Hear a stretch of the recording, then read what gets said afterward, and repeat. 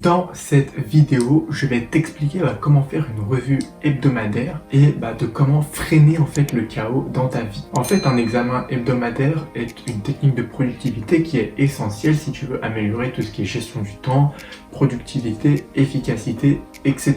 Donc il faut que tu consacres en fait un peu de temps chaque semaine pour revoir le travail que tu as fait et de t'aligner avec tes objectifs personnels ou professionnels. Et tu vas ainsi voir tes progrès, tu vas pouvoir célébrer tes petites victoires et tu vas pouvoir faire une rétrospection pour améliorer ton travail. Donc qu'est-ce qu'une revue hebdomadaire ?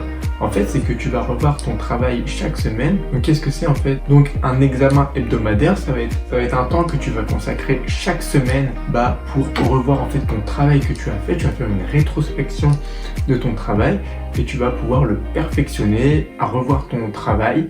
En fait, ça va être une rencontre individuelle avec toi-même. Donc tu vas revoir en fait tout ton travail que tu as fait, tous tes projets, et tu vas pouvoir analyser en fait tout ce qui s'est passé. Donc le but en fait de la revue hebdomadaire est de répondre à 3 questions.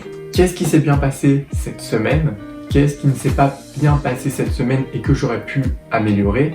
Et et sur quoi je peux m'améliorer la semaine prochaine. Donc tu dois définir en fait les activités les plus rentables en tant que priorité et ce que la revue hebdomadaire va pouvoir t'apporter. Il va t'aider à mieux t'organiser, à planifier tes travaux pour que tu sois beaucoup plus productif. Étape 1, c'est en fait de revoir ce que tu as fait cette semaine. Par exemple, le dimanche soir, tu vas prendre un temps pour te poser et tu vas analyser en fait toute ta semaine qui a été passée.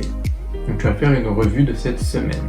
En fait, le but, ça va être d'écrire en fait ce que tu as bien réalisé et ce que tu aurais pu faire de mieux, ou ce que tu pourrais modifier par la suite. Donc tu peux les écrire sur n'importe quel dossier. Par exemple, tu peux les écrire sur papier ou tu peux les écrire sur un système de prise de notes sur internet. Par exemple, moi j'utilise Evernote. Donc voilà, j'écris toutes mes critiques, tous mes aspects hebdomadaires sur mon fichier Evernote, et ça me permet en fait de voir tout ce qui ne s'est pas bien passé, tout ce qui peut être amélioré, tout ce qui a été bien effectué, donc les petites victoires. Donc voilà, ce que j'ai bien effectué qui me permettent en fait de les garder pour les prochaines semaines à venir, et de l'autre côté tout ce qui a été pas bien réalisé, qui m'a fait perdre du temps et qui seront à améliorer pour les prochaines semaines à venir. Donc voilà, tu n'es pas obligé d'utiliser Evernote, tu peux utiliser ce que tu veux, tu peux utiliser Word, Google Doc, tu peux utiliser un papier, c'est à toi de voir, tu fais comme tu veux. Donc ce que tu vas te dire, c'est que tu vas te poser quelques questions qui vont te permettre en fait de bien répondre, qui va te permettre en fait de bien faire ta revue hebdomadaire. Donc qu'ai-je réalisé cette semaine ? Qu'est-ce que j'aurais pu améliorer cette semaine ? Où ai-je dépensé le plus mon temps ? Est-ce que mon travail s'est réellement passé comme je l'aurais souhaité ? Est-ce qu'il y a eu des progrès sur mes projets ou sur mes objectifs que j'ai notés ? Donc voilà, tu vas prendre des questions comme ceci, tu vas répondre à ces questions sur la semaine que tu viens de passer. Et comme ça, tu vas avoir une rétrospection en fait de ta semaine qui a été passée. Tu vas pouvoir voir les côtés positifs comme les côtés négatifs qui seront à améliorer. Et pour tout ce qui va être amélioration, tu vas pouvoir te poser ces questions suivantes. Qu'est-ce qui n'a pas fonctionné la semaine passée ? Est-ce que quelque chose m'a empêché d'atteindre mes objectifs de la semaine ? Comment ai-je perdu du temps ? Quel domaine de mes activités j'ai négligé ? Donc voilà, tu as plusieurs questions à te poser qui vont te permettre d'améliorer et de progresser en fait dans tes prochaines semaines à venir. Ensuite, prochaine étape, ça va être le changement. Donc tu vas te poser des questions qui vont te permettre en fait de changer et de mieux réussir dans ton travail pour les prochaines semaines.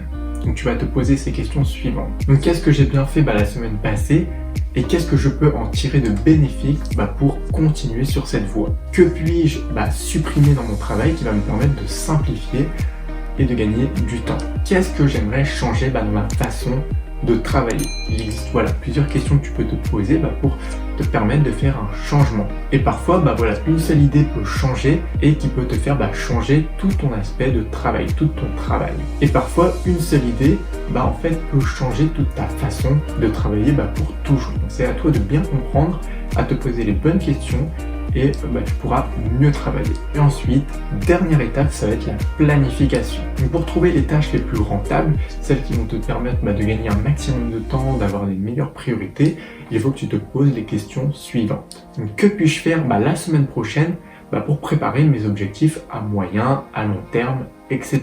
Est-ce que je veux gagner du temps en déléguant ou en donnant des tâches qui me font perdre du temps? Y a-t-il de nouveaux projets sur lesquels je dois travailler ou qui vont arriver par la suite? Une fois que tu as tes réponses à ces questions, tu vas les classer.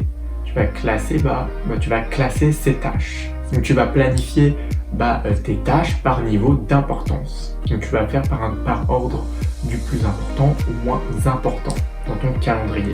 Et donc si c'est possible, essaye de planifier ta tâche la plus importante le lundi matin. Parce que c'est à cause de la volonté. Si tu le mets bien le lundi matin, pour ta semaine, ce sera beaucoup plus simple d'effectuer les autres tâches si la plus compliquée a déjà été faite le plus tôt possible. Et donc les tâches qui sont moins importantes, si elles sont vraiment inutiles, tu peux les supprimer ou les déléguer. C'est à toi de voir. Ça va te faire gagner du temps. Donc ça va te permettre de te concentrer sur les choses les plus importantes pour ta semaine.